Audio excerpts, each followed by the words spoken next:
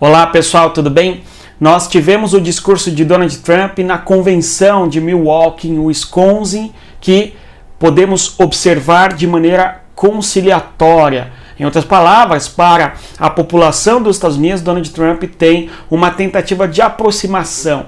Donald Trump sempre muito incisivo e muito divisório, digamos assim, e neste último discurso ele tem uma tentativa de se aproximar de certos grupos nos Estados Unidos, fala do estilo de vida americano, não, o chamado American Way of Life, que tem que ser novamente algo que orgulhe os Estados Unidos, o cidadão que é norte-americano e assim por diante. Então, na questão doméstica é um discurso conciliatório. Na questão externa afirma que o mundo está inseguro e à beira de uma terceira guerra mundial e a culpa é deste homem, deste cara que administra hoje os Estados Unidos, que ele sequer quer nomear. Ele só cita o nome de Joe Biden durante um momento ali e diz que não irá ficar citando o nome de Joe Biden, mostrando eventualmente uma distância ali no que se refere a bater no Biden, até porque talvez nem seja Joe Biden o candidato do Partido Democrata à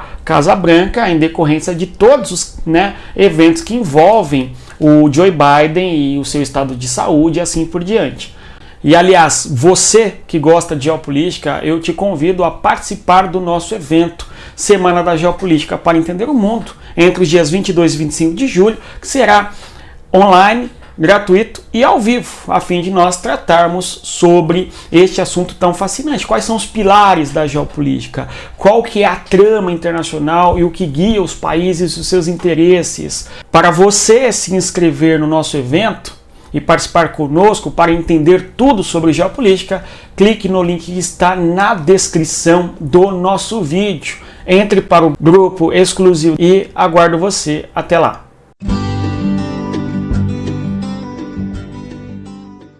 Então nós iremos observar aqui, na medida do possível, o discurso de Donald Trump no que se refere à questão interna dos Estados Unidos e também no que se refere à questão externa. Vamos observar então o discurso feito em Milwaukee, no estado do Wisconsin, que é um estado-chave para decidir a eleição.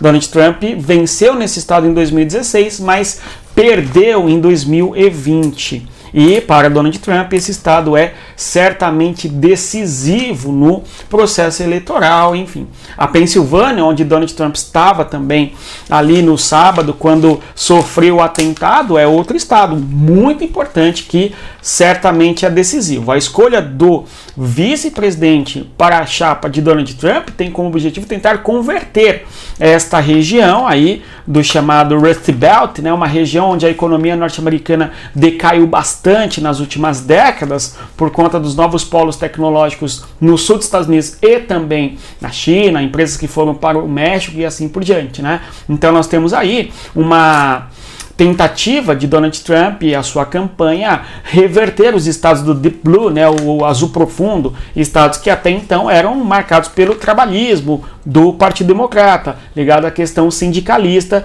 em alguma medida. Porém, a gente tem um Partido Democrata hoje muito associado às questões do wokeismo, ou seja, uma perspectiva da esquerda mais cultural, digamos, certo? Comportamental e menos, aceita ou com menos adesão junto ao trabalhador fabril norte-americano, ok? Então nós temos esse cenário muito importante para que nós compreendamos porque Trump foi eleito em 2016, justamente por conta deste homem chamado o homem esquecido da América, enfim, perfeito? O homem esquecido dos Estados Unidos, e Donald Trump quer certamente esse eleitor para si.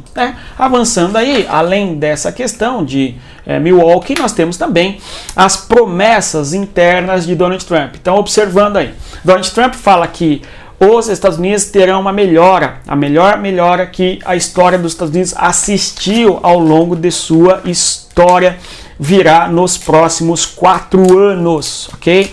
Diz, e aqui é algo importante que muda muito a chave, tom reconciliador, à medida que diz que nós, juntos, vamos trabalhar por segurança e prosperidade a todos. E curar a discórdia. Então, novamente, tom conciliador.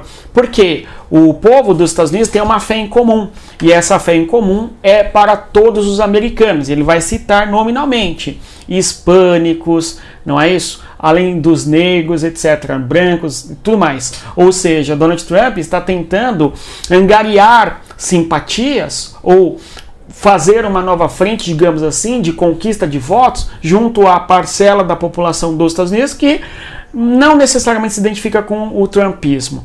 Se bem que isso é um tanto controverso, se nós observarmos o cinturão da Bíblia, na região muito marcante ali por estados religiosos, muito marcados religiosos, no que se refere ali à religiosidade protestante, enfim, os batistas, tá? Nesses estados Donald Trump vence, né? Carolina do Sul, por exemplo, Carolina do Norte, Geórgia, o Alabama, enfim, e nestes estados você tem uma parcela de população negra que vota no Trump de maneira bastante firme e convicta, né? Por conta de questões que dizem respeito aos valores.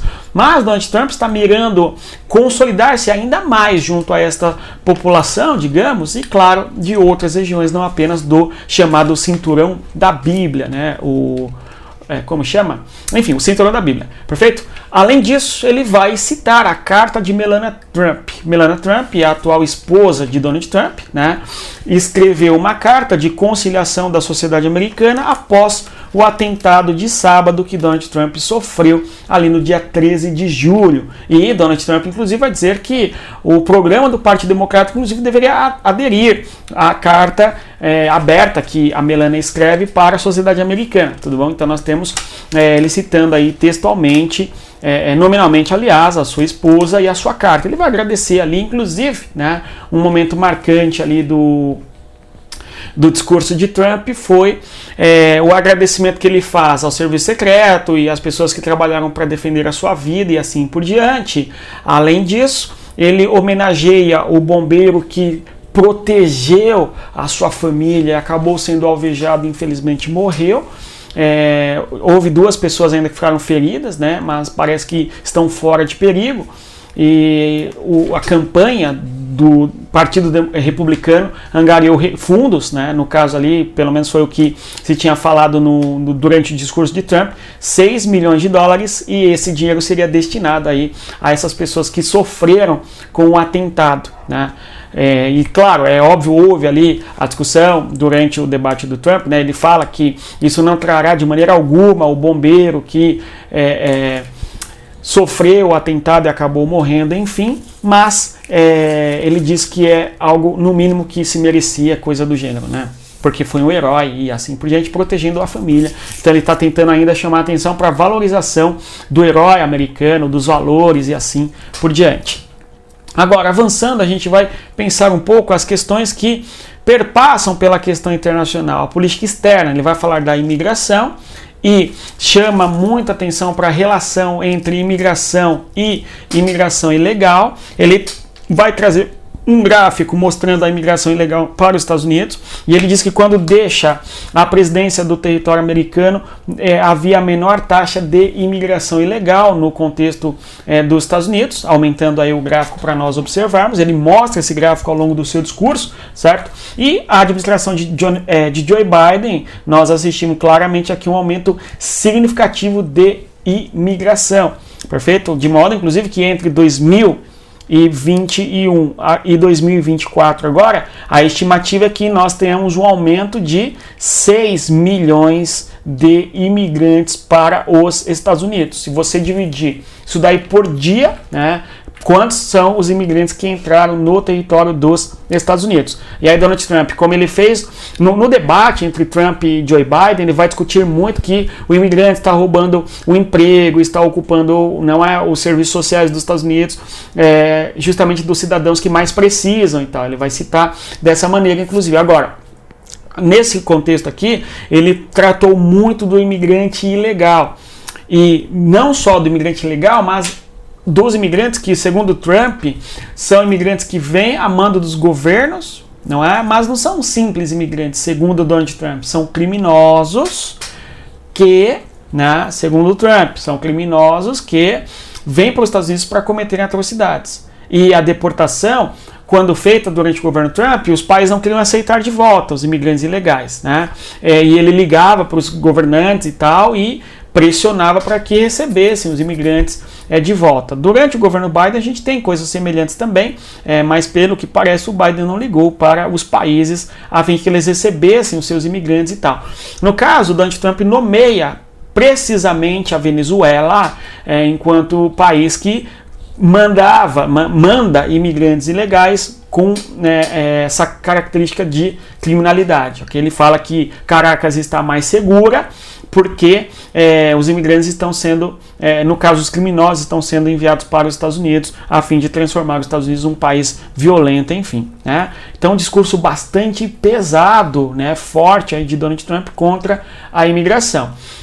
Obviamente, no calor do debate sobre as questões das migrações, é muito difícil a gente separar o joio do trigo, né? Ficar meio tumultuado ali, porque essa associação de imigrante e criminalidade é muito complicada.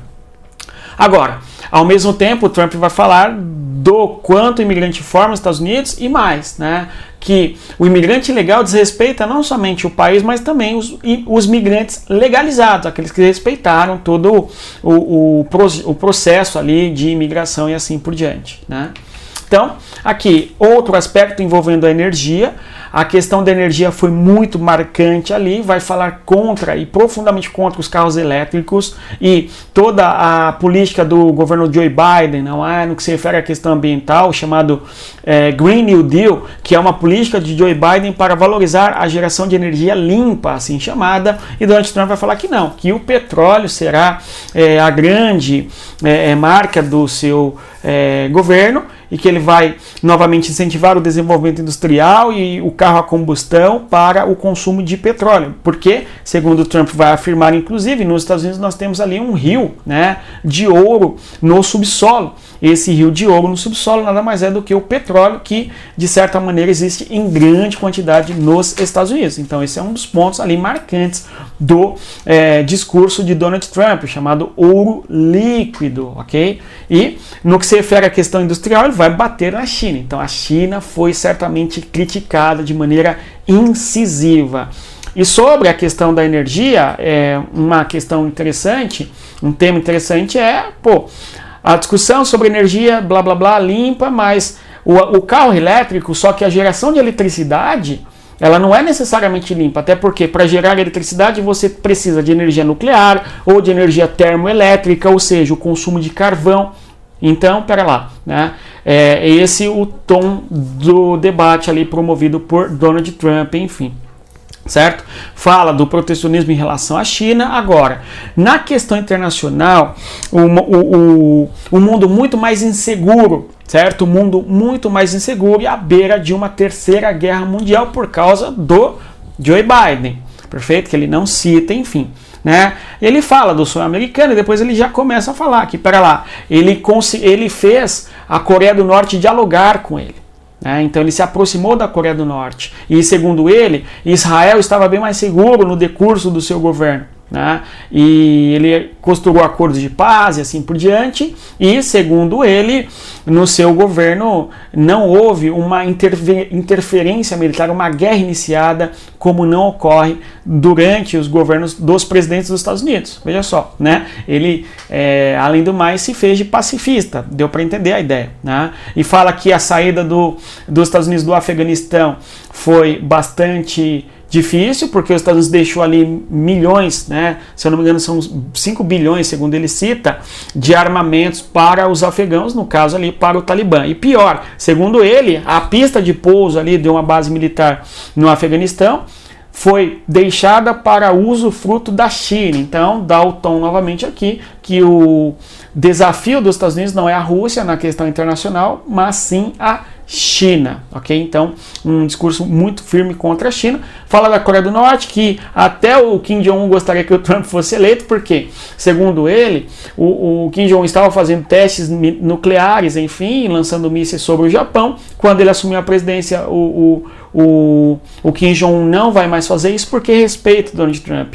E disse ainda que a guerra entre Rússia e Ucrânia em 2022, a operação especial do Putin, é por causa da percepção do Putin que os Estados Unidos é fraco, né, sob o governo do Joe Biden. Então, a fraqueza demonstrada no Afeganistão possibilitou com que Putin, não é isso, fizesse a sua guerra no território da Ucrânia. Ele fala que durante o governo, né, Obama, os Estados Unidos precisou entrar em conflitos e tal, e durante o governo Obama a Rússia invadiu a Geórgia, né? Não foi o governo Obama, foi 2008, então era o governo ainda do Bush, né? Ele cita o Bush no caso. E em 2014, no governo Biden, em 2022, a Rússia em guerra contra a Ucrânia, enfim. Então, segundo ele, porque esses presidentes não são fortes e não, né, consequentemente, fazem os Estados Unidos grande e coisa do gênero, não é? Conforme o estilo de Donald Trump. E mais, ainda no âmbito da Rússia, o Trump vai falar sobre os mísseis, não, mas os navios militares da Rússia que estão em Cuba, fazendo exercícios militares em Cuba e assim por diante, né? Então, é muito doido isso, porque o Trump fala que se ele fosse presidente, já ia todo mundo cair matando em cima dele, mas como é o Joe Biden e tal, ninguém fala muita coisa contra o presidente, para evidenciar a fraqueza do presidente Biden e assim por diante, né? Então, a gente tem um discurso bastante conciliatório na questão eleitoral interna, ao mesmo tempo, na questão externa, Trump busca contar alguma vantagem em relação ao seu passado, ao seu governo, enfim. Ele diz que não começa nenhuma guerra, mas destrói o Estado Islâmico, né, no Iraque e na Síria, por exemplo, certo? E que os Estados Unidos, de certa maneira, inspiravam respeito e agora com o Biden não. Foi um discurso longo, né, 1h40 ali, de discurso que eu tentei sintetizar aqui, fazendo comentários conforme nós pudemos observar. Se você chegou até aqui, eu agradeço a presença, eu vou pedir a você que deixe o like, se inscreva no canal e, obviamente, né, compartilhe o conteúdo com as pessoas que gostam de geopolítica. E venha você para a nossa comunidade geopolítica. Entra aí no nosso grupo do WhatsApp, do nosso evento, e venha saber tudo que ocorre na política internacional. Até mais e respeita a geografia. Tchau, pessoal.